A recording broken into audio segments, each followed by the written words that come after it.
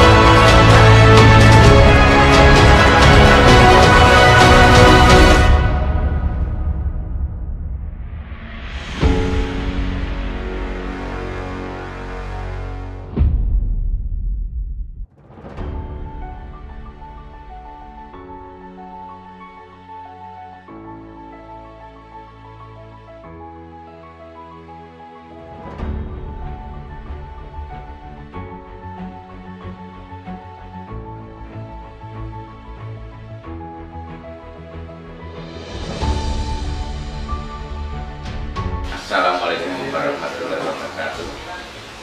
Perkenalkan, nama saya adalah pegiat sejarah dan budaya dari Solo Raya.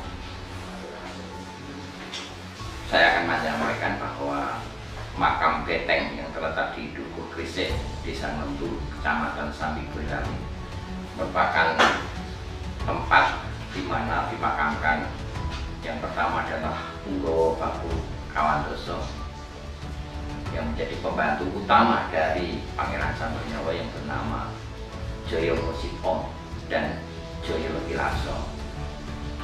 Beliau adalah pahlawan-pahlawan dari Mangkunegaran yang pada saat Pangeran Sambernyawa berjuang melawan Belanda untuk mendapatkan hak-haknya, bahwa pada saat itu Punggawa Baku betul-betul berjuang mati-matian membantu beliau Pangeran Sambernyawa di berbagai daerah dengan logistik dan prajuritnya.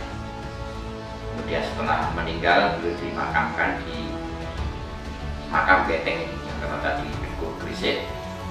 Kemudian bersamaan dengan itu, famili yang lain ada makam juga dari mertua Pakubuwono ke-6. Beliau bernama Raden Ayu Kasihwulan.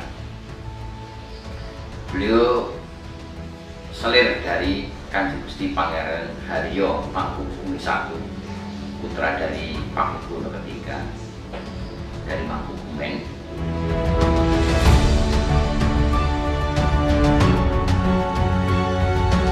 Dari beliaulah Raden Ayu Kasihwulan melahirkan seorang anak putri yang bernama Ratu Emas, yang kemudian menjadi permaisuri Singun Pakubuwono ke-6. Namun kemudian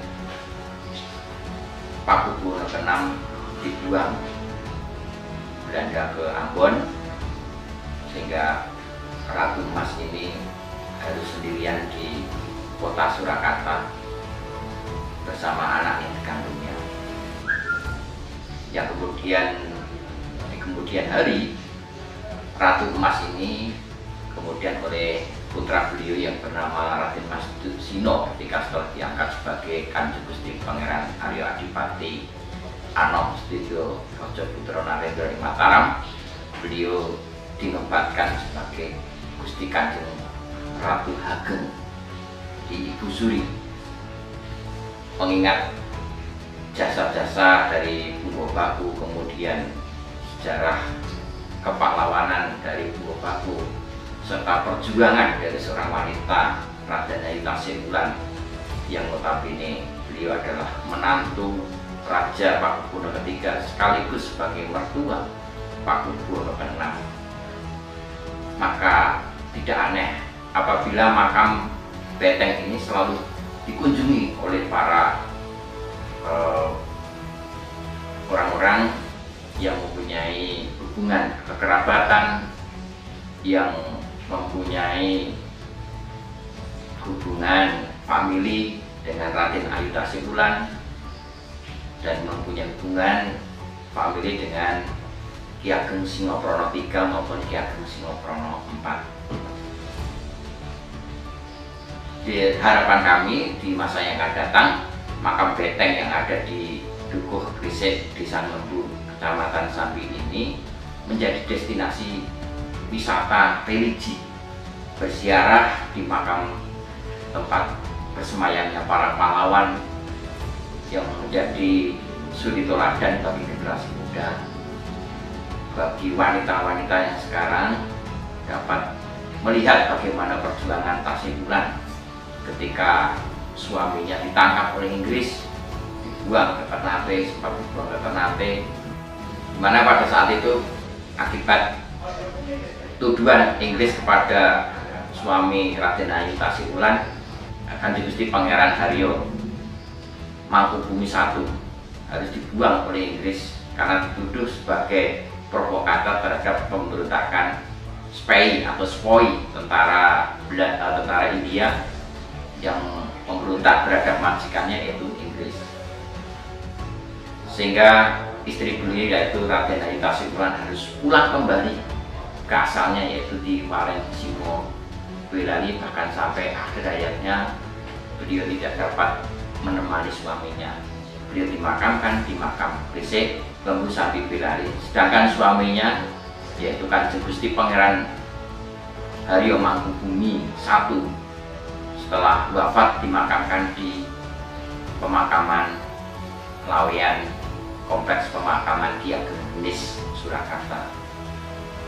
Oleh karena itu, harapan kami di masa yang akan datang, semoga generasi muda dapat mencontoh dari teladan para tokoh-tokoh ini, baik Punggo Baku, bagaimana Ki Ageng Singoprono III sebagai seorang kiai, sebagai seorang pemimpin Katubangan Palen, juga termasuk Ki Ageng Singoprono IV sebagai seorang pemimpin Katubangan dan juga sebagai pedono pemajikan di daerah Boyolali ini, dapat mengambil bagaimana mereka itu berjuang. Raden Ayu Tasikula berjuang untuk putranya, kemudian Punggo Baku berjuang untuk Mangkunegoro I, kemudian Singoprono III dan Singoprono IV berjuang untuk mensejahterakan rakyat di Katubangan Simowalen ini. Dengan demikian, maka harapan kami makam ini semakin kuncoro, makam ini semakin banyak dikunjungi, menjadi teladan generasi yang akan datang. Sekian, wassalamualaikum warahmatullahi wabarakatuh.